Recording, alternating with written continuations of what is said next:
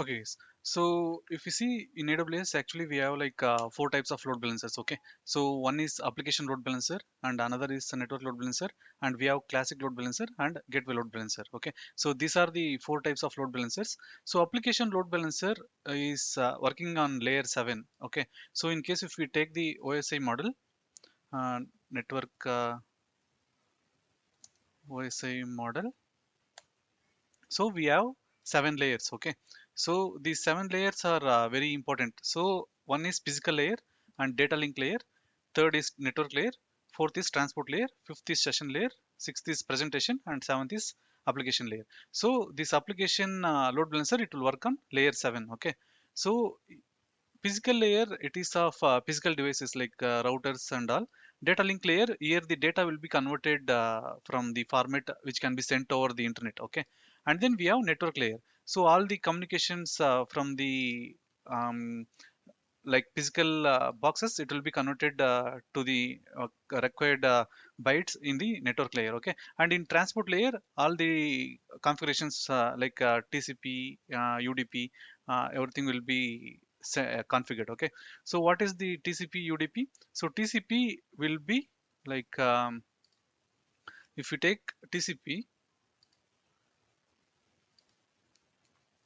so we have TCP and UDP. So where TCP will send the data to the destination. Okay, for example, if it is sending traffic to the destination, it will make sure like 100%, like it will not be 100% sure. Like it will send the data, but it will not wait for any response. Okay, if it sends, it will mark it as 100%. Whereas UDP, if it sends the data, until it receives any response, it will be waiting there. Okay, so it will make sure like 100% data is transferred. So whereas we can't guarantee 100% data transfer here. Okay, but TCP will be fast because it will not be waiting, right? So it will be fast. Whereas UDP, it will be 100%, it will send data, but it will be very slow. Okay, and even like a TLS certificate validation will happen in this layer. Okay, so in the transport layer, it will work on TCP, UDP, and we will have the TCP as well. Okay, TLS certificate validation. And in fifth, we have session layer. Session layer is nothing but it will create a session. In case we have to transfer data, it has to be done within particular duration. Okay, in case if you take any banking applications, it will be working for 10 minutes or 5 minutes, right? After that, it will automatically close out during inactivity. So all these things are configured in session layer. Okay, and then we have presentation layer. Okay, so here again, it will transmit the data in the required format. Okay, to the end user.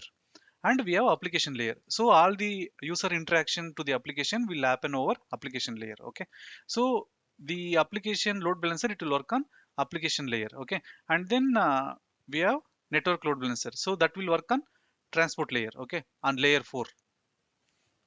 So application load balancer, it will work on layer 7, and it will work on HTTP and HTTPS. Okay, HTTP, it is that it will work on port 80.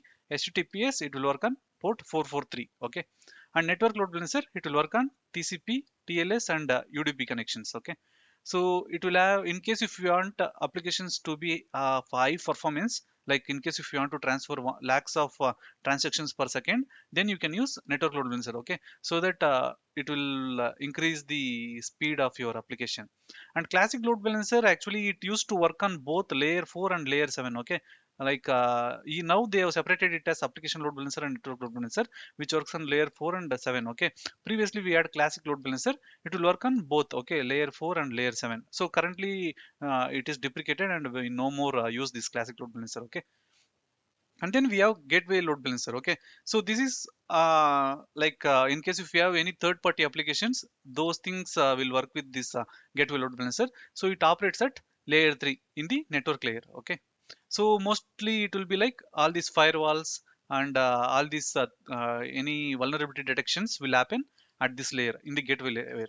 So how the gateways will work? So normally, if you have an application, when you have an application, we have a end user, we have the app.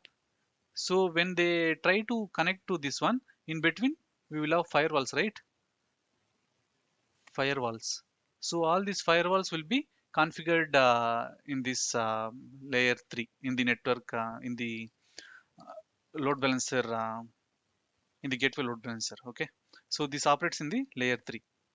So in case if we are configuring load balancer, we have few components. Okay, so those are listeners. Okay, so here for example if we are configuring anything like for example if you are configuring load balancer, it has to check particular path, right? Like where exactly it has to listen. So all those things will be configured in the listeners. Okay, and then we have to create the target groups.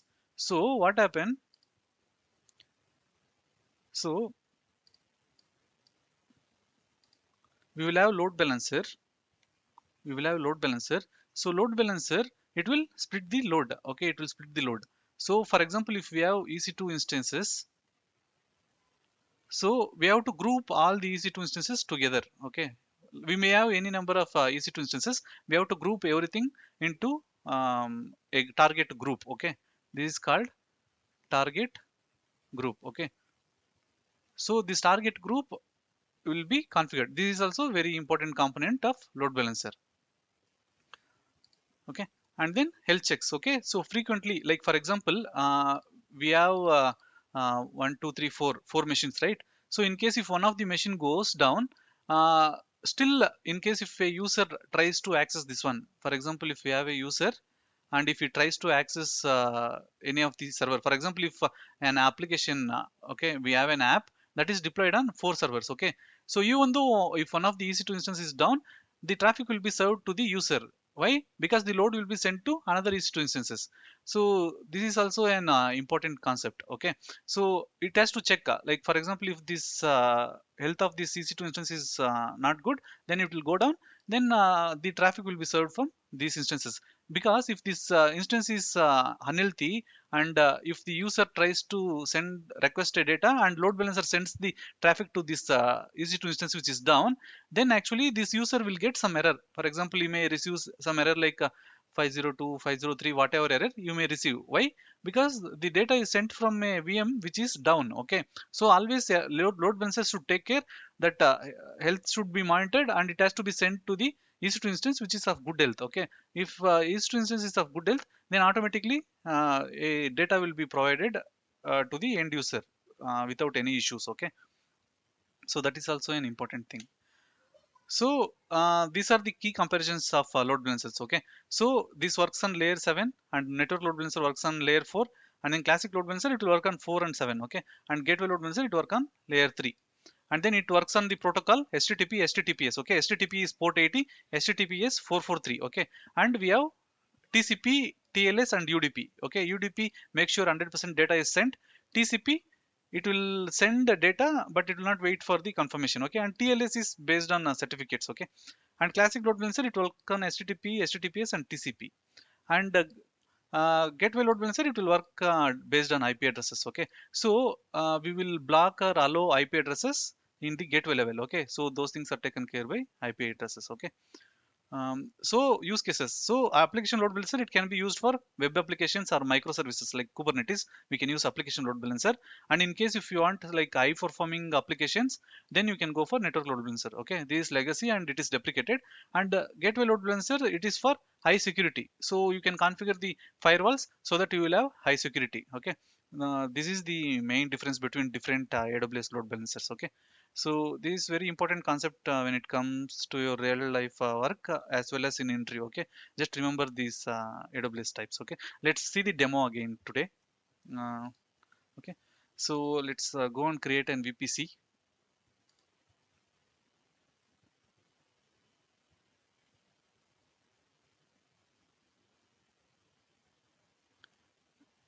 So your VPC, so we have default VPC. Now let's go and create VPC. Let's select VPC and more. Okay, so the name is already given. Let's use the same name. Okay, and the CIDR block is already assigned. And then we can select availability zones. Let's select 2 availability zones. Okay, and then public subnets 2 and private subnets. Let's keep it as 0. So in case if you don't have private subnets, no need of NAT gateway as well. Okay, you can keep that as none. And then S3 gateway, it is VPC endpoint, that is also not required. You can select none and then create VPC. Okay, so VPC will be created.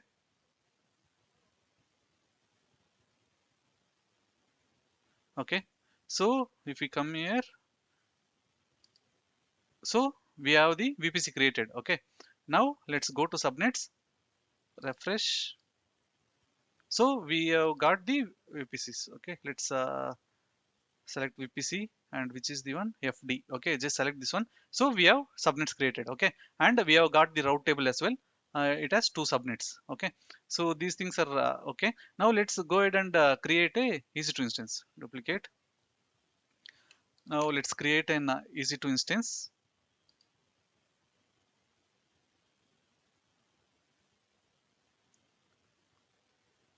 Okay, in the instances, launch instance. Let me keep it as web1. Okay, I am selecting Amazon Linux. Okay, and instance of T2 micro, and key we don't have. Let me create one.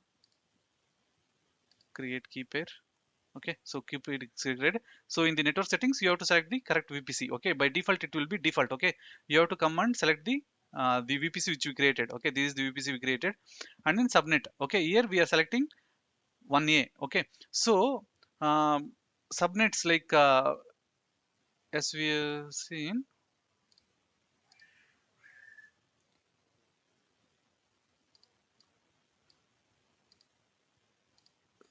So we have created two subnets. Okay,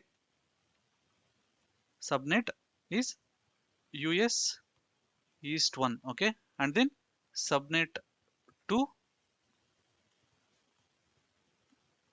US East 2. Okay, so we have two subnets. Okay, and this is in AZ2, and then this is AZ1.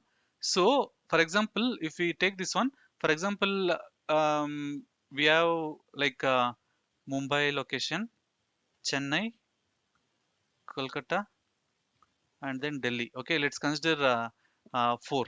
Let's consider this as AZ1, availability zone 1, availability zone 2, availability zone 3, and availability zone 4. Okay, so we have 4 availability zones. Okay, so in case if something happened like some floods or something in Mumbai location, okay, then this data center will be down. Okay, then for example, if a user is trying to access the data from Mumbai location, if the data center is down, you will not get any data. Okay, so in case we have the same application in AZ2, for example, if we have AZ2 in Chennai, and then if a user is trying to access that one, then you will get the data. Okay, then you will be getting the data. So in case if a user should always get the data, in case if one of the availability zones is down, then actually we have to use load balancer. Okay, so what happens, instead of going directly to um, Azure instances like Azure availability zones, you can connect to the load balancer. Okay, then load balancer will try to connect different regions. Okay, so it will get data from here. So even if one of the Azure availability zones is down, then you will get the data from the availability zone which is available. So the user will be always provided with the data. Okay, that's why we use load balancers. So in case if we even if we want, we can create another availability zones, for one for Delhi and one for Kolkata, and then we can connect that load balancers here. So even if two data centers like two availability zones are down, you will get data from another two availability zones. So this is the main advantage of availability zones. Okay, so what we have done, so now we have created one subnet in one region. Okay, so we are selecting this one, and to assign public IP, we have to assign the public IP. Okay, and then create a security group. Okay, it is launch wizard 1, and then that's it. Okay, let's create one instance. Now we have created web 1. Okay, that is one availability zone.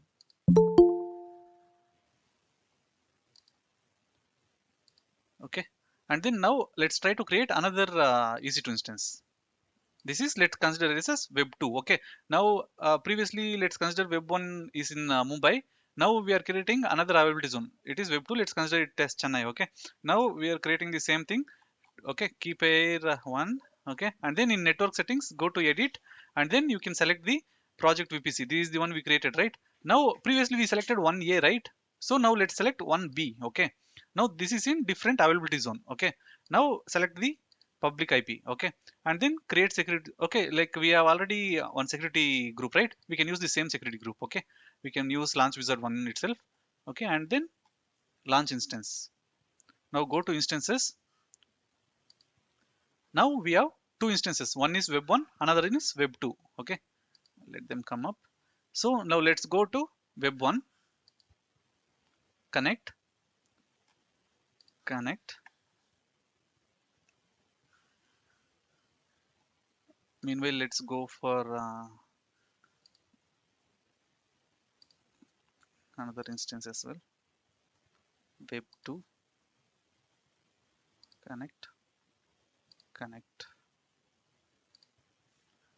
So sudo yum install nginx.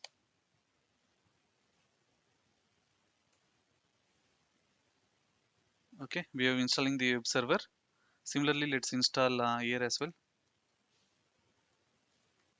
install nginx. So we have installed two web servers in two different EC2 instances. So now what we have done till now? So till now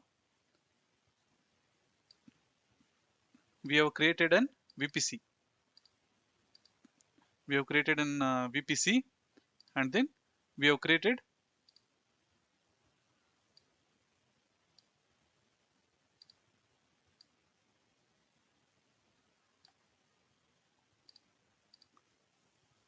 subnet subnet 1, subnet 2. Okay, so we have created two subnets.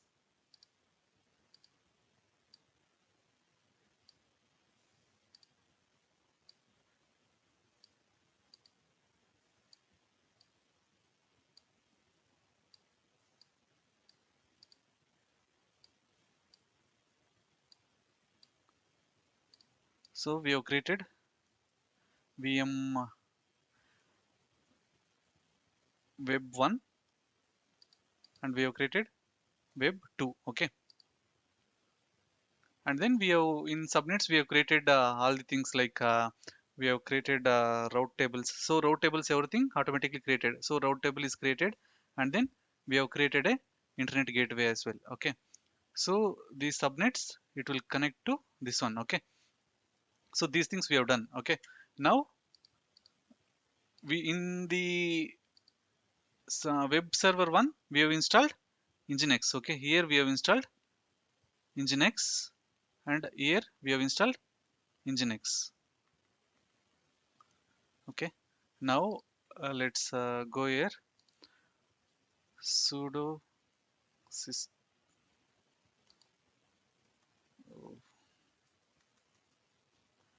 systemctl status nginx.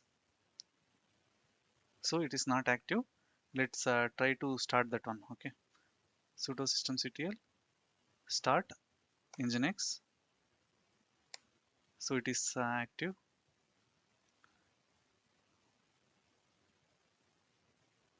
Similarly, let's start in another server.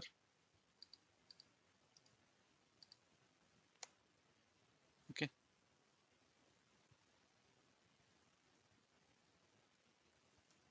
so nginx is ready. Now let's go to sudo vi user share nginx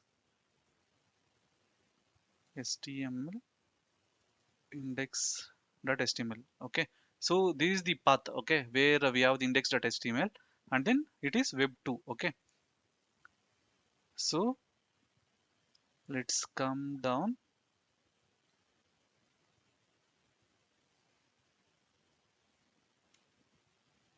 to, okay, so I am giving the name as nginx 2. Okay, I will just reload this one.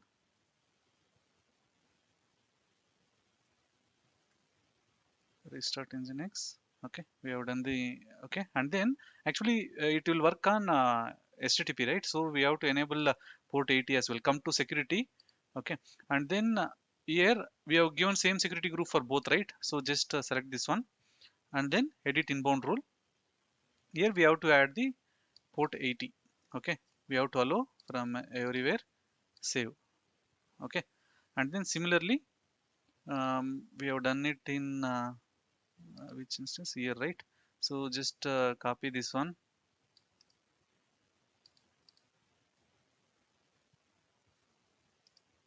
paste. So here let's give name as one, this web server one.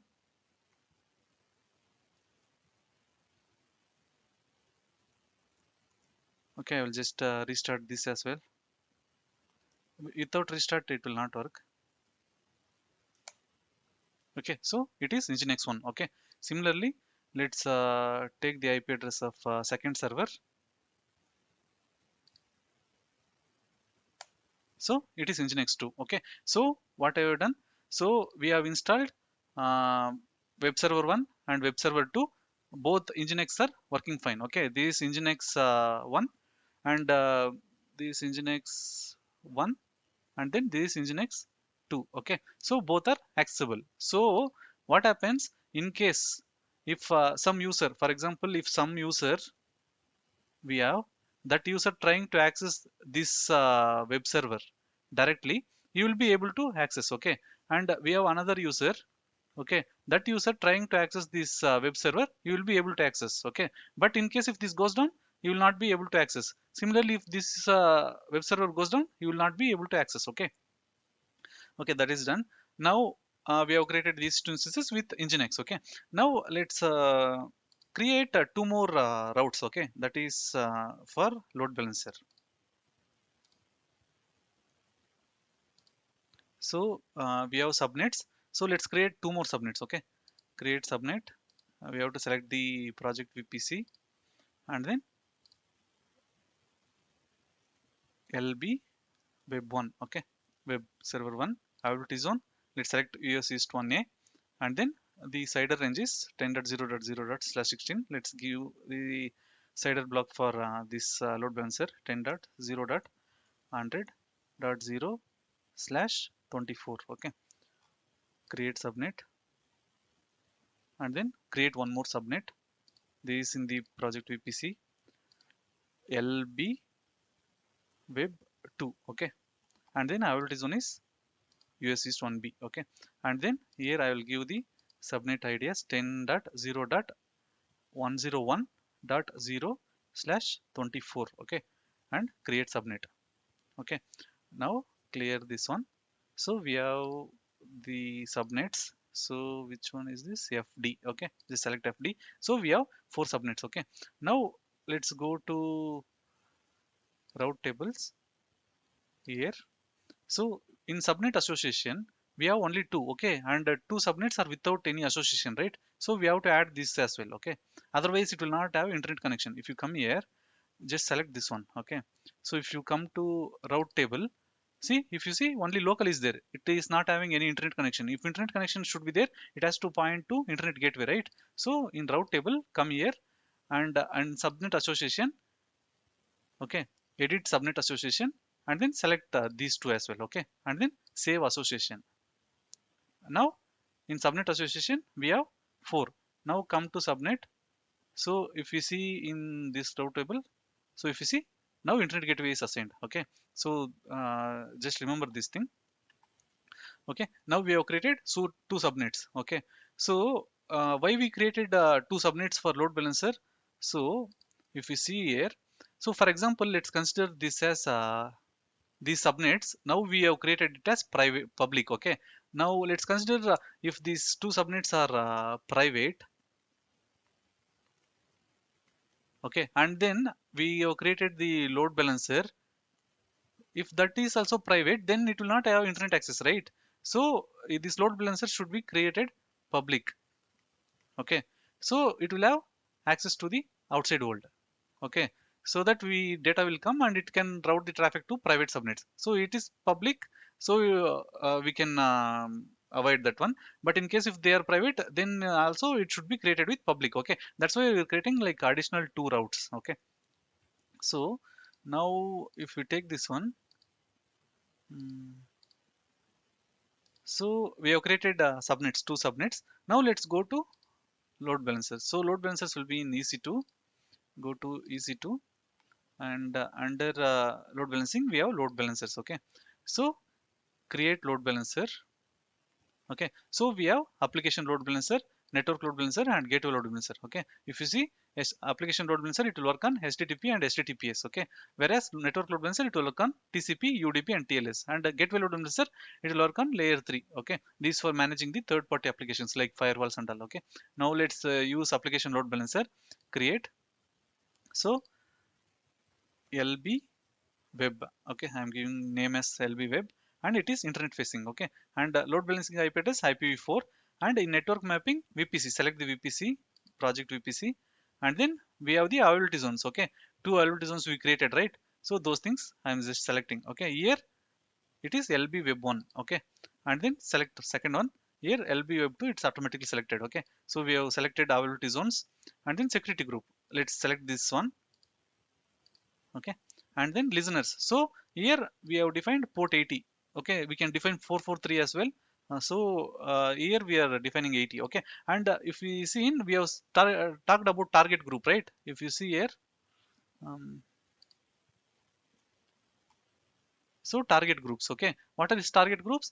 It is like group of EC2 instances. Okay, so that traffic can be routed to multiple instances for high availability. So we have to create a target group. Just right click on this one.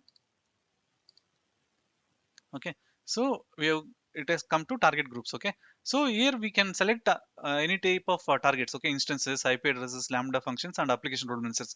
So in case if you want it to be highly secured, then actually we can place these load balancers in private, and we can create one more load balancer in public, and we can route traffic from public load balancers to the private load balancer, and from private load balancers to the subnets. Okay, so that it will be even highly secured. So now let's select the instances, and then target group name. Okay, let's give us tg web.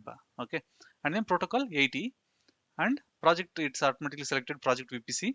And then in case if you have to define any health checks, like in here it is given as root. In case if you have some other paths like slash health or slash some other thing based on your application, then you can for example, if you have some shopping application, you can give slash product slash shop, whatever it is. Okay, in case if particular path is unhealthy, then it will throw error. Okay, so for now let's keep it as root, and then next.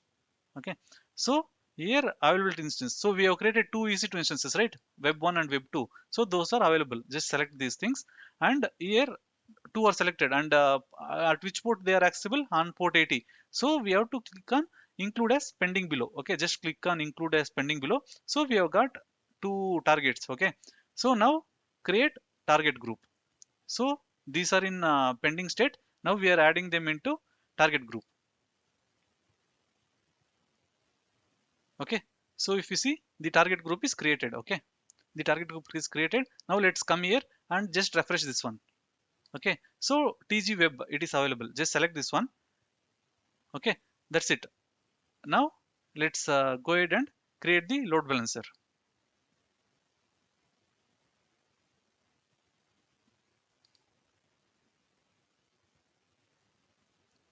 Okay, so it is in the provisioning state.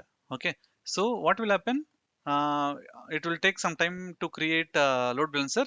Then here this load balancer will be created. So this traffic we have created. So what we have made, so we have taken both these VMs, this is VM1 and VM2, and we have made this VM1 and VM2 as the target group. Okay, we have made this as target group. We have made this as target group, and we have given the name as tg web. Okay, now we have looped this target group in this load balancer. Okay, so now we are provisioning the load balancer. So instead of directly this user directly accessing this web server, and this user instead of accessing this web 2, he can, these users can directly contact this load balancer.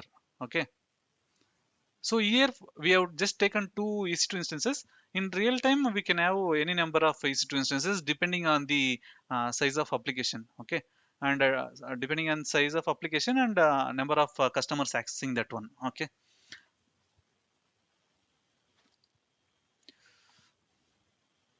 Okay, if we come here, so it is still in provisioning state. Let it come up.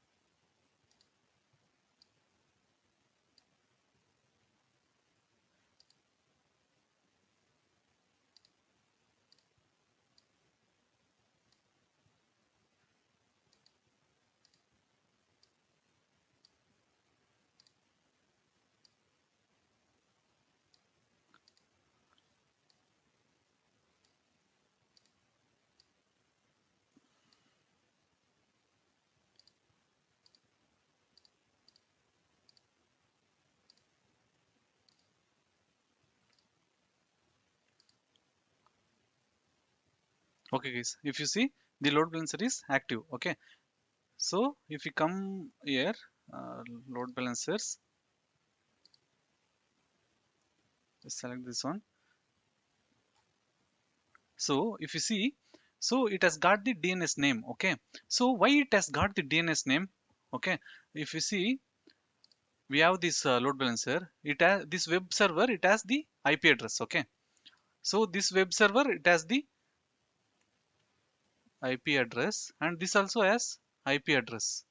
So in case if we restart this web server, the IP address may change. Okay, even for this it may change. Similarly, for load balancer, in case if we giving some IP address, if this restarts or something happens to this one, then again it will be having different IP address and it will not be able to connect to that servers.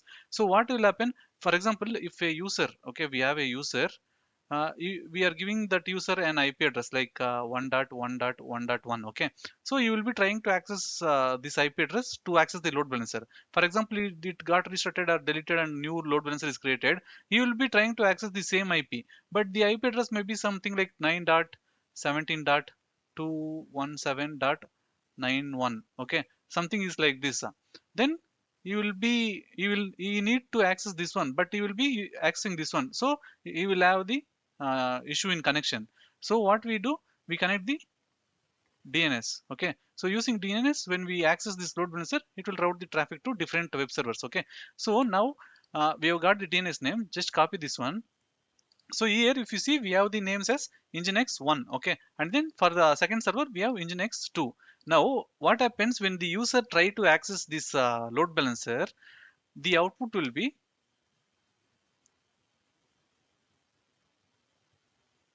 it will go to one server at once. Now it has gone to Nginx2. Okay, the when we try to access, the traffic is served from Nginx2. So similarly, now let me refresh. So now the traffic is coming from Nginx1. So the traffic, depending on different things like the amount of traffic and the region, the traffic will be served from different servers. Okay, so if you see, now it is from Nginx1, now it is from Nginx2. When each time I refresh, it is coming from different servers. So both the servers are equally distributed the load. Okay, now what happens? For example, now let's take this one.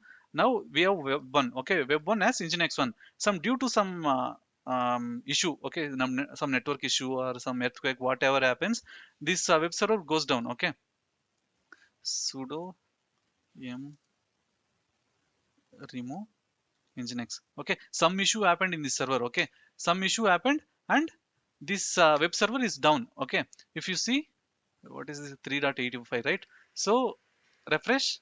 So failed to connect. Okay, now let me come here. It is in Nginx 1 only, right? Now it will go to Nginx 2. So the end user is able to access the traffic, no matter whether one server went down or not. He is able to access the traffic. So when it goes to the second server, he is getting bad gateway, but from Nginx 2 he will be getting the data. Okay, this is how the load balancers will be helpful. So no matter if the server goes down or what, you will be continuously served with the data, and data will be continuously served. And if you see, here Nginx is serving the data, but sometime, see now, sometime we got error, right? Now no matter like how many times I refresh, see I'm refreshing too many times, right? Still I'm getting the data only from nginx 2. Why it is not? Previously sometime back it was showing some gateway error, right? Now it is not even showing that one. So it automatically understood. What it understood? Health. Okay, it has understood the health check. Like this server is down, we cannot send data to the server because this health is down, because that server is down. No matter like how many times we refresh, it is continuously going to nginx. Okay, but some time back when we tried, it was going to nginx 2, and for some time it was going for another server and it's throwing error, right? Because it will have some waiting period like 3 seconds or 5 seconds or 5 attempts, like first 2 or 3 attempts it will check for that server. If it is like continuously failed for 3 attempts, then it will go to the second server. Okay, so if you see here, it is coming to second instance. Okay, so this is how the load balancer work, guys. Okay, now we had two servers. Okay, so the traffic went like this is web 1 and this is web 2. Okay, so we had two servers and it was going in round robin method. So first it was going to web 1, then it is going for web 2. So why it was going and when this server was down, why it was throwing error? If you see uh, in the target group, we have defined the health checks. Okay, so how we have defined the health checks? It will go to the path and it will wait for the timeout of 5 seconds. Okay, it will wait for the 5 seconds, and for 30 seconds interval, for every 30 seconds it will wait. So once if it is failed for continuously like 5 consecutive health checks, so 5 times if it fails, then it will throw error. Then it was going only for instance 2. Okay, so this is round robin method. So here it will go, and we have different methods. For example, we have weight based. Okay, weight based method. Okay, so always we can define weight like 60% traffic it has to go to web 1 and 40% traffic it has to go to web 2. So that is weight based method. And then we have geographical based method. Okay, so for example, we have a user 1. So the user 1 is from US, and we have user 2 is from India. Okay, for example, let's assume this web 1 is in US. Okay, and then we have web 2 from India. Now if a user tries to, so both as same application, let's consider some Netflix. Okay, Netflix US and Netflix India. So when user is in US, when he tries to access, US is the nearest location, so it will go to US. Okay, no matter what we define. In case if this is not available, then only it will go to India, but there will be some latency. Okay, but when a user is in India, so let's consider this user is in India. When he tries to access Netflix, it will first go to the servers which is in India. Okay, then in case if this is down, then only it will go to the service which is in US. So similarly we can define all these things. So these things can be defined in route 53. Okay, so we can see those things later.